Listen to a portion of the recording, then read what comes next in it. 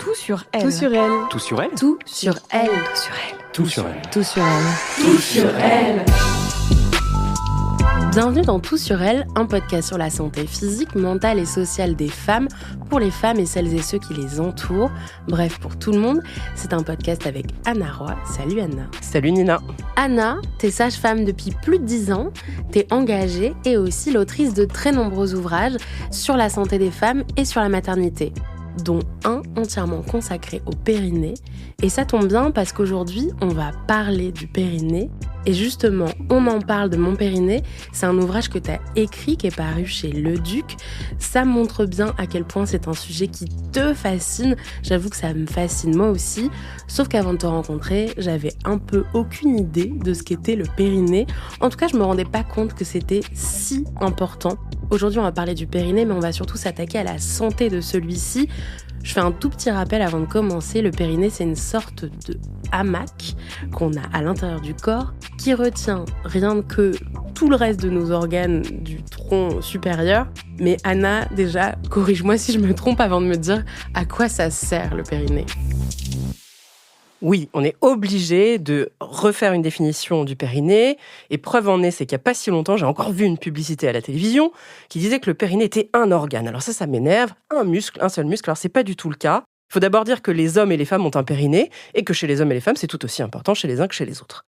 Juste avant de vous dire exactement ce que c'est, je trouve ça intéressant de savoir les limites géographiques de votre périnée. Pour ça, ce que je vous propose, là, vous nous écoutez, vous le faites en même temps que moi, j'espère que vous êtes assis sur une chaise, ce sera plus pratique. Vous mettez votre main à l'avant, au niveau du pubis, et vous allez sentir un os. Ça, c'est la limite avant. Attends, je le fais avec les au niveau du... Voilà, juste là. Ok. Ensuite, on met une main sous la fesse droite, par exemple. Sympa ces enregistrements. Et ben là, on va sentir, on va se dire, aïe, il y a un os, on sent qu'il y a un os. Attends, j'ai pris la mauvaise fesse. Dans les deux fesses, ça marche. On sent qu'il y a un os, il y a un truc dur sous chacune de nos fesses. Ok. Ça, c'est les limites latérales. Et enfin, on peut aller écraser sa main à l'arrière. Et là, pareil, on va sentir un os. C'est le sacrum et le coccyx. Et ben, ça fait un losange. Et ça, c'est les limites de notre périnée. Et le périnée, c'est quoi ? Et ben, c'est l'ensemble des parties molles qui ferment ce losange. Autrement dit, il est indispensable à notre survie. Imaginez que j'ai pas ce losange de ces dizaines de muscles et tout. Et ben, tout ce que j'ai dans le ventre, mon cœur, mes foies, mes poumons, tout, je plouf, passerait à travers. Vous vous rendez compte ? Donc, c'est à la fois indispensable à la survie, mais ça intervient dans de multiples fonctions, urinaires, sexuelles et reproductives, et digestives. Bref. Ouais, sans périnée, on meurt. Ben oui.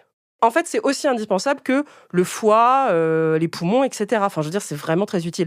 Et il se trouve que, pas de bol, il se détériore au fil des années, et avec certains événements de la vie, en fonction de la génétique, de plein de trucs. Et avant de parler de tout ça, pour les hommes, pour les femmes, c'est pareil, et le périnée a la même importance, parce que moi, j'ai l'impression qu'on parle du périnée que pour les femmes. Oui, alors c'est vrai que nous, on a, entre guillemets, un inconvénient qui n'en est pas un, mais c'est qu'on a des grossesses et des accouchements souvent, nous les femmes, et du coup, c'est un accélérateur à abîmer le périnée. Mais les hommes peuvent avoir un périnée très abîmé très jeune. Par exemple, je le vois beaucoup chez les marathoniens. Les marathoniens qui ont une pratique sportive intense avec vraiment des impacts, et ben chez les hommes et chez les femmes, on voit par exemple des périnées très abîmés à des âges très juvéniles.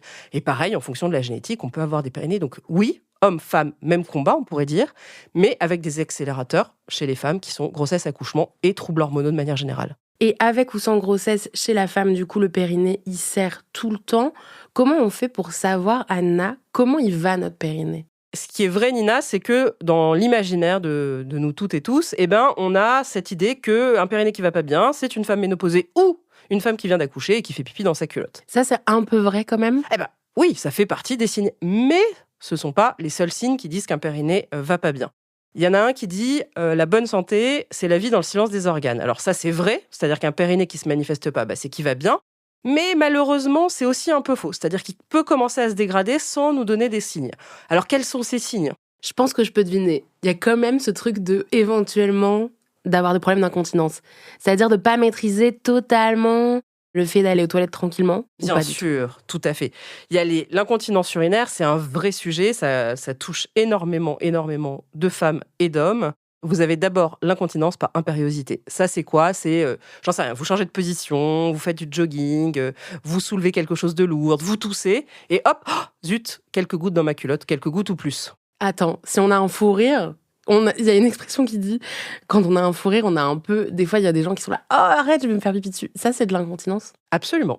Et souvent, les gens banalisent à fond ça. Ils disent « Ah mais non », ou les gens vont sur le trampoline. Moi, j'adore faire le test du trampoline avec mes amis. Je les envoie tous sur mon trampoline pour savoir s'ils ont des problèmes d'incontinence. Et ben, une femme sur deux presque me dit « Je fais pipi dans ma culotte quand je vais sur ton trampoline ». Là, je leur dis « Hop, rééducation du périnée direct ». Un vrai trampoline? Un vrai trampoline, ouais. Ça, c'est vraiment pour moi, pour tester un périnée, il n'y a rien de tel. Ça permet Faut sauter sur un trampoline. Ouais. Tout le monde a un trampoline Donc, chez soi, bien sûr. Oui, attention, c'est dangereux.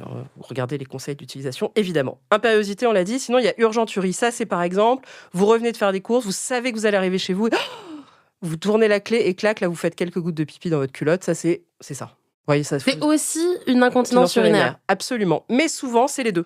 C'est mixte. On dit, en fait, c'est ça plus ça. Ok. Donc, l'incontinence urinaire, il faut évidemment consulter. Et attention, parce que plus ça se dégrade, plus c'est difficile de récupérer. Donc, à la moindre incontinence, il faut faire un bilan. C'est tout. Aussi simple que ça. Donc, si on a un truc où on sent qu'on a du mal à se contrôler quand on a envie d'uriner, y compris dans des situations où c'est banalisé, genre rigoler, etc., il faut aller consulter.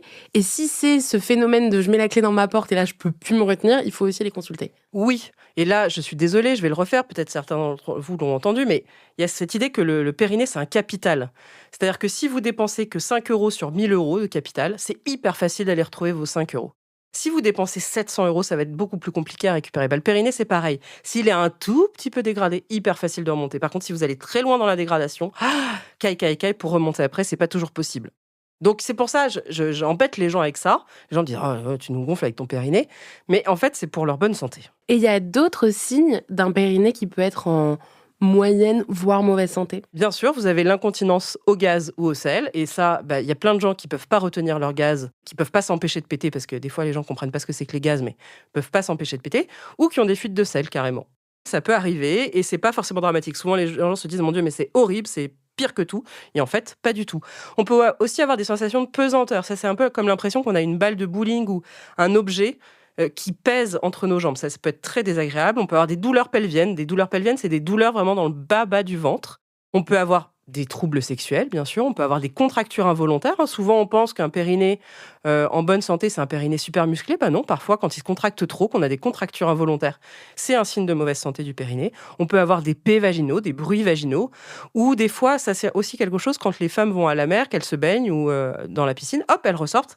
Et il y a plein d'eau qui s'écoule. On peut avoir des problèmes de constipation. On peut avoir des hémorroïdes qui ne se... Voilà, enfin, il y a plein de choses. Et puis, il y a aussi les douleurs où on ne sait pas trop ce que c'est.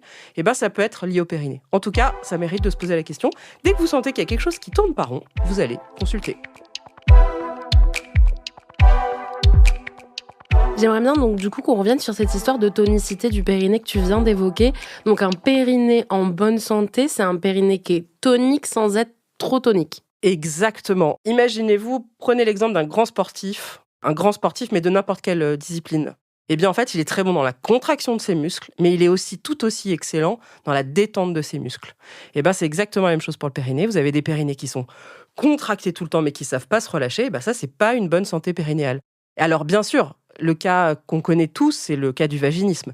Mais ça, c'est tellement un sujet important pour les femmes qu'évidemment, il faut que ce soit un épisode en entier, parce que je ne vais pas parler ça sur le coin d'une table. Et est-ce qu'il y a une technique qu'on peut utiliser chez soi pour vérifier un peu le tonus de notre périnée? Je sais qu'il y a des travaux pratiques à donner aux auditrices éventuelles. Oui. Alors, vous pouvez tout simplement, moi, ce que je vous conseille, vous mettez une jambe pliée sur une chaise et une jambe tendue. Est-ce que je suis claire? Enfin, vous voyez, vous soulevez une jambe... En fait, debout? Ah, pardon, oui, vous mettez debout et vous mettez une jambe sur une chaise. Ok. Ou sur le bord de la baignoire, ou est-ce que vous voulez, ça je m'en fiche, ou sur les toilettes. Un truc qui glisse pas idéalement pour Oui, tant qu'à faire. Et là, vous allez introduire 1 ou 2 doigts à l'intérieur de votre vagin. Ok. Et là, tout simplement, vous allez essayer de contracter, de sentir déjà si vous arrivez à contracter, parce qu'il y a des femmes, elles vont s'apercevoir que non seulement elles contractent pas, voire elles poussent, c'est-à-dire qu'elles font l'inverse. Ça arrive, ça s'appelle une inversion de commande. Elles font l'inverse de ce qu'elles pensent faire. Et puis parfois, elles vont s'apercevoir à l'inverse que aïe, non, mais c'est beaucoup trop contracté, quoi. Et il faut que quand on contracte, ça serre, quoi. Enfin, il faut vraiment qu'il y ait une pression sur les doigts qui soit exercée. Là, tu fais un geste que les gens qui écoutent ce podcast ne verront pas. Pour imiter le vagin, tu mets tes doigts autour de tes 2 doigts, ton index et ton majeur, et vraiment tu serres. Je te vois, tu serres les doigts. Oui, il faut que ça exerce une pression. Quand on fait des études de sage-femme, on s'entraîne les unes sur les autres à voir la pression. C'est quand même une forte pression. Et si vous sentez qu'il n'y a pas de pression du tout, c'est bizarre ça. Ou trop de contraction, c'est bizarre aussi. Et pareil, vous faites l'exercice de contraction et de relâche. Ça doit être les deux doivent être totalement perceptibles. Et vous devez tenir longtemps aussi. C'est-à-dire que c'est une contraction qui doit tenir, si vous voulez qu'elle dure 10 secondes, elle doit pouvoir tenir plus de 10 secondes. Si vous tenez 3 secondes de contraction, ça se relâche, pas normal non plus. Chez soi, on peut voir un peu s'il y a un besoin, si c'est lié surtout aux symptômes que tu as donnés. Mais avant tout, qui peut juger de l'état de santé de notre périnée? C'est surtout les spécialistes. Alors attention, parce qu'en plus, là, on a testé que le vagin, mais on ne peut pas tester tout ce qui est sphère urinaire et on ne peut pas tester tout ce qui est sphère anale. Enfin, on pourrait le faire, mais c'est quand même là plus difficile. Donc, vous voyez, c'est quand même très imparfait la méthode que je vous ai donnée. Et alors après, en fait, il y a des professionnels qui font ça toute la journée, qui sont très forts sur le périnée. Grosso modo, ça peut être qui? Il y a certains gynécologues, il y a des urologues, il y a des sages-femmes qui s'occupent du périnée et il y a des kinés qui s'occupent du périnée. Et eux, ils sont en mesure de réaliser une sorte de bilan, d'état des lieux, tout du moins, pour vous dire « Oh ben non, moi, votre périnée, je le trouve super bien. » Ou alors « Oh là là, votre périnée, il va falloir faire quelque chose parce que là, il faut faire la rééducation, madame. Ou monsieur. » Sauf qu'ils ne peuvent pas mettre les doigts dans le vagin pour savoir comment va leur périnée. Oui, bien sûr. Les hommes. Donc, ils se fient aux symptômes plus haut. Et, pardon, je ne l'ai pas dit, mais c'est prise en charge par la sécurité sociale. Qu'est-ce qui est pris en charge par la Sécu? Les consultations hors dépassement d'honoraires, bien sûr, mais vous savez, souvent, c'est 70% pris en charge par la Sécu, 30% mutuelle. S'il n'y a pas de dépassement d'honoraires, ça reste des tarifs acceptables. Surtout que vous pouvez l'englober dans une consultation, par exemple, gynécologique de prévention avec une sage-femme ou un gynéco, par exemple. Super. Et la rééducation aussi, ça remboursé? Et la rééducation, pareil, ça donne lieu à une prise en charge à partir du moment où elle est prescrite. Oui, tout à fait. Une fois qu'on sait à peu près comment va notre périnée, on sent que ça pourrait être mieux. Comment on fait chez soi, sans forcément aller voir des professionnels, pour améliorer la santé de notre périnée? Alors ça, je comprends, parce que c'est vraiment très désagréable d'aller voir des professionnels de santé pour cette zone, en tout cas pour certaines personnes. Par exemple, pour moi, je déteste ça. Et effectivement, on a envie de travailler chez soi. Mais malheureusement, il faut quand même faire 1 à 2 séances chez un professionnel de la santé, qu'on vous donne plein d'exercices en fonction de votre situation à vous, qu'on vous prescrive une machine que vous pouvez faire à la maison tout seul.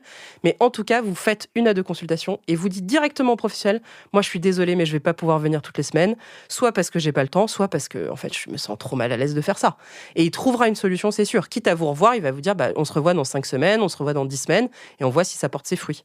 Il ne faut pas se dire, ah non, mais moi je peux pas aller toutes les semaines, c'est bloquant, etc. J'y vais pas. Il y a toujours des solutions. À défaut de pouvoir améliorer les choses chez soi sans l'aide d'un professionnel, peut-être qu'on peut maintenir en bon état de santé notre périnée? Oui, absolument. Alors, la première chose à faire, vous m'avez un peu compris, c'est de faire des visites régulières. C'est-à-dire, dès que vous avez une consultation de prévention, chez un gynécologue ou une sage-femme, par exemple, vous pouvez lui dire « Ah, est-ce que vous voulez bien regarder mon périnée, savoir comment il va ?» Évidemment, ça ne fait pas partie des examens de routine, malheureusement, chez les professionnels, donc il faut leur demander. Et on va vous dire « Oh, super » ou « Oh, pas super ». Et ça, c'est bien de le faire assez régulièrement. Et sinon, après, c'est de prendre soin de son périnée au quotidien. Là, il y a énormément de choses à dire. Alors, malheureusement, on refera certainement un épisode. Mais par exemple, il faut savoir que la pratique de certains sports, comme le marathon ou d'autres avec impact, abîme le périnée. Dans ces cas-là, il faut vraiment avoir des visites régulières. Attention quand vous portez des charges lourdes, la façon dont vous allez aux toilettes, la façon dont vous toussez. Enfin, il y a plein de choses à dire sur la façon dont on peut protéger son périnée au quotidien et des choses qui ne sont pas bullshit, qui sont vraiment réelles et qui améliorent considérablement. Et puis, vous pouvez aussi contracter votre périnée, apprendre à contracter votre périnée et le relâcher. Moi, par exemple, quand je me promène dans Paris, c'est-à-dire tout le temps parce que je fais beaucoup de visites à domicile, et dès que je croise une petite porte, je fais des contractions rapides de mon périnée. Et dès que c'est des vitrines, du coup, c'est plus long pendant que je marche, je fais des contractions lentes. Si bien que, dès que je me balade, je fais énormément de contractions et que j'ai un périnée de feu. Vous pouvez demander à ma sage-femme, c'est vrai, j'ai un périnée de feu parce que je l'entraîne tout le temps. Mais vous pouvez aussi choisir un jour où vous allez l'entraîner, par exemple, je sais pas, le mardi, c'est périnée. Et ça, je vous invite à le faire parce que souvent, il y a trop cette idée dans la tête que on est jeune, on a un bon périnée. On est plus âgé, on a un périnée moisi. C'est pas vrai du tout. Moi, je dirais que le meilleur de mes périnées, c'est un périnée qui a 53 ans, vous voyez. Alors que, et j'ai des jeunes femmes qui ont des périnées très, très, très abîmées alors qu'elles ont 20 ans. Si vous voulez, chers auditeurs, chères auditrices, lancer le mardi c'est périnée, on peut faire un hashtag, il n'y a pas de souci. Sinon, pour en revenir au périnée, est-ce que tu peux juste nous expliquer ce qu'on risque en fait à avoir un périnée qui est en mauvaise santé? Ça peut aller loin, la détérioration peut aller très loin. On l'a dit, incontinence urinaire, incontinence au sel, prolapsus, là on n'en a pas parlé, mais quand je parlais de pesanteur tout à l'heure, c'est que des fois on a des prolapsus, c'est-à-dire des descentes d'organes. En fait, moi j'ai eu une patiente, par exemple, pourtant très sportive par ailleurs, parce qu'elle est danseuse, qui avait vraiment son col de l'utérus dans la culotte. Donc les dégradations peuvent être vraiment sérieuses. Et je ne veux pas vous faire peur, mais vraiment, et même avoir une incontinence urinaire au gaz ou au sel, c'est pas drôle dans le quotidien, ça use les gens psychologiquement. C'est évidemment très mauvais sur le plan de la santé physique, mais c'est aussi sur le plan de la santé mentale très difficile. Donc vraiment, vous avez tout intérêt, pensez à cette histoire de capital, préservez-le. Si vous êtes jeune, évidemment, c'est plus simple, mais préservez-le. Et surtout, ne vous dites pas « Ah, ça y est, c'est foutu, c'est trop tard, j'ai laissé passer, c'est foutu, donc foutu pour foutu, je fais rien. » Pas du tout, parce que la plupart des fois, c'est toujours rattrapable. Comme tout ça est très musculaire, avec un bon entraînement musculaire, et on arrive à faire vraiment des miracles. Donc bref, là, j'espère que je vous ai convaincu. Normalement, tout le monde, là, devrait prendre rendez-vous pour voir un peu où en est son périnée. On fait un petit bilan.